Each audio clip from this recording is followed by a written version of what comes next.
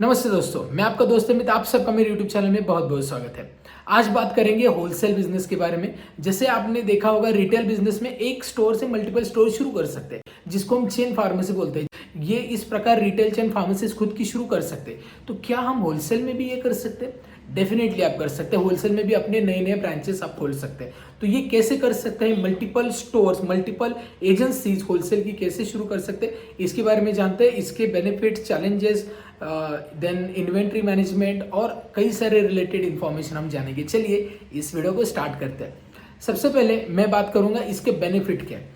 तो multiple wholesale के benefit ये है कि आपके पास नंबर ऑफ इन्वेंटरी होती है, नंबर ऑफ कंपनीज होती है, एक्सपांशन होता है, अलग अलग प्रोडक्ट होता है। ओके, एक ही एजेंसी से अच्छा है दो अलग अलग एजेंसी और अलग अलग कंपनीज ले तो और भी अच्छा रहेगा।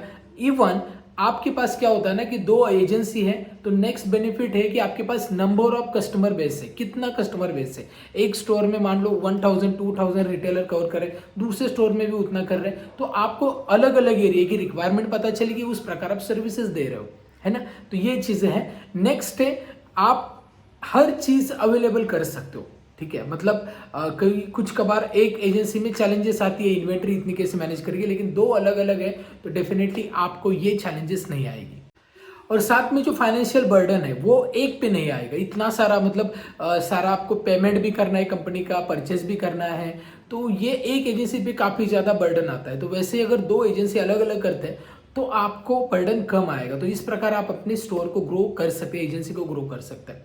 तो चलिए कैसे हम शुरू करते सकते हैं इसके बारे में जानते हैं। सबसे पहले आपको एक एजेंसी शुरू करनी है। एक एजेंसी शुरू करके उसके अनुसार आपको अपने एजेंसी को बढ़ाना है, जिसमें नंबर ऑफ कंपनीज आप लेंगे। अब मोस्टली एलोपैथिक में प्रेफर करूंगा, एलोपैथिक सबसे ज़्यादा डिमांड है। तो एलोपैथिक के साथ आप ओटीसी प्रोडक्ट्स भी कर सकते हैं और एलोपैथिक के साथ आप जेनरिक भी कर सकते हैं। ये डिपेंड है आपकी रिक्वायरमेंट, एरिया की रिक्वायरमेंट के अनुसार। लेकिन पहले अपने खुद के स्टोर एजेंसी को शुरू करें। जो एमएनसी कंपनी है उनको लें। शुरुआत में आपको डायरेक्ट कंपनी नहीं मिलेगी, अंडर कटिंग में मिलेगी, मतलब किसी डायरेक्ट डिस्ट्रीब्यूटर से आपको परचेस करना होगा। लेकिन हाँ, आप यहाँ पे उस कंपनी के डिस्ट्रीब्यूटर के तौर पे रिटेलर को वो प्रोडक्ट सेल कर सकते हो। और यहाँ पे आपको प्रॉपर सर्विसेज देनी है, ना कि सिर्फ एजेंसी ले शुरू करके कंपनीज लेनी है, ब्रांड लेने हैं। आपको आपके एरिया में जितने जितने रिटेलर हैं, हर रिटेलर से कनेक्ट रहना होगा।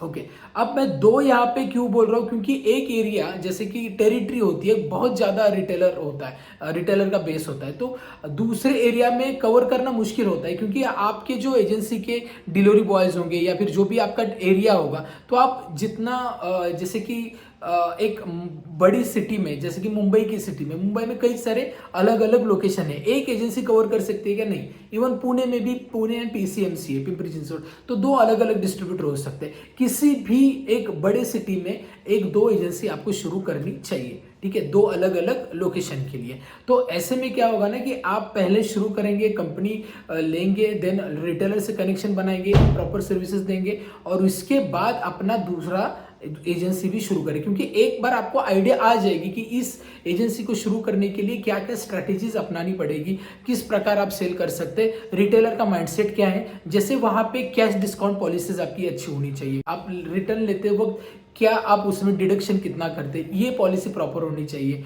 देन सप्लाई चेन मैनेजमेंट अच्छी होनी चाहिए। आपके ऑर्डर बॉयज को प्रॉपर ट्रेन करना है। जो भी ऑर्डर मतलब जो भी काउंटर पे ऑर्डर आते हैं उसको डिस्पैच करने के लिए जो लोग हैं उनको प्रॉपर ट्रेन करना है और एक मैनेजमेंट सेट करनी है आपको, तभी जाके आप एक ऐसी स्टोर मल्टीपल डेवलप कर सकते हैं। क्योंकि आपने एक एसओपी बिल्डअप किया और एक एसओपी बिल्डअप होने के बाद आप मल्टीपल स्टोर शुरू करने में आपको कोई दिक्कतें नहीं आएगी।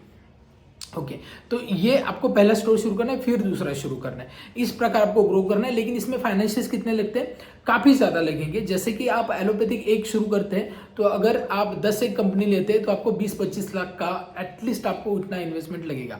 तो दो करते हैं तो 50 लाख इनिशियली, लेकिन अगर आप ग्रो करना चाहते हैं तो 1 CR से भी आगे ये जा सकता है। तो अगर आप अकेले करना चाहते हैं तो एक करें और आपके पार्टनर्स से या फिर आप टीम में काम करें या प्राइवेट लिमिटेड फर्म है तो आपको दो शुरू करने में कोई दिक्कतें नहीं है। और एक प्रॉपर एसओपी डेवलप करके आप इन बिजनेसेस को ग्रो कर सकते हैं। मान लो एक शहर में आपने शुरू किया, दूसरे शहर में शुरू करें, फिर तीसरे शहर में शुरू करें, इवन आप आउट ऑफ स्टेट भी करना चाहते हैं तो वो भी कर सकते हैं। तो डिपेंड है ओके आपके बिजनेस स्ट्रेटेजीज पे। लेकिन आपके पास अच्छे फाइनेंशियल्स हैं तो इसके इस बिजनेस के बारे में आप डेफिनेटली सोच सकते हैं, क्योंकि जो एरिया में रिटेलर बहुत लंबा जाता है, मतलब होलसेलर के यहाँ पे जाता है और वहाँ पे प्रॉपर सर्विसेज नहीं है होलसेल की, जहाँ पे बहुत ज़्यादा रिक्वायरमेंट है, अगर वो एरिया भी अगर आप कवर कर पाए तो इससे मतलब बहुत अच्छा बेस आपको मिलेगा रिटेलर का, उस प्रकार आप अपने बिजनेस को ग्रो कर सकते हैं। ठीक है, तो ये है बिजनेस स्ट्रैटेजीज। अब बात करते हैं इसके चैलेंजेस के। अब सबसे पहली चैलेंज है फाइनेंसेस। हर कोई कर सकता है कि नहीं, इसके लिए फाइनेंसेस लगेंगे, पैसे लगेंगे, इन्वेस्टमेंट लगेगी, तब जाके आप ये बिजनेस अच्छी तरीके से कर सकते हैं। नेक्स्ट है क्रेडिट इश्यूज, राइट। क्रेडिट आपको होलसेल में देना ही होता है, तो क्रेडिट रिटर्न करने के लिए एक तो 3 वीक्स आप देते, लेकिन कई कबार वो पेमेंट नहीं आता, तो साइकिल होने के लिए समय लगता है। ठीक है, तो क्रेडिट के लिए भी आपके पास अच्छी पॉलिसी होनी चाहिए, तब जाके आप क्रेडिट प्रॉपरली, मतलब टाइम टू टाइम पेमेंट आ जाएगा आपको। नहीं तो पेमेंट जैसे अटक गया तो आपके पैसे ब्लॉक हो जाते, क्योंकि जो कंपनी से आप परचेज करोगे वो तो आपको कैश में ही परचेज करना होता है। तो इसके लिए अगर आप कैश में परचेज कर रहे हो तो आप इंश्योर करें कि आपके जो कस्टमर्स हैं उनके पेमेंट टाइम टू टाइम आ रहे हैं।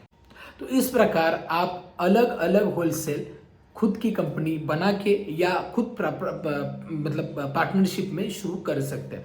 तो ये काफ़ी अच्छा बिजनेस आइडिया है, आपको डेफिनेटली अप्लाई करना पड़ेगा। लेकिन अगर आप होलसेल बिजनेस के बारे में पूरा सीखना चाहते हो, जैसे कि कैसे शुरू करें, ग्रो करें, लाइसेंसेस कौन से लगते हैं, कौन सी कंपनी लेनी चाहिए, कौन से ब्रांड लेने चाहिए, देन रिटेलर से कैसे कनेक्ट करना चाहिए, एक्सपायरी मैनेजमेंट, हर चीज़ मैं सिखाता हूँ हमारे 9 day workshop on pharma wholesale business management, जो काफ़ी कम दिन बचे जब शुरू हो जाएगा। तो ये हमारे बैच नंबर 2 है। अगर आपको डिटेल चाहिए तो डिस्क्रिप्शन में मैंने दिए, लेकिन अगर आप इन डेप्थ नॉलेज इसके बारे में और भी कोई भी डाउट है तो इस नंबर पे आप कॉल कर सकते हैं, या डिस्क्रिप्शन में मैंने गूगल फॉर्म दिए उसको फिलअप कर सकते हैं।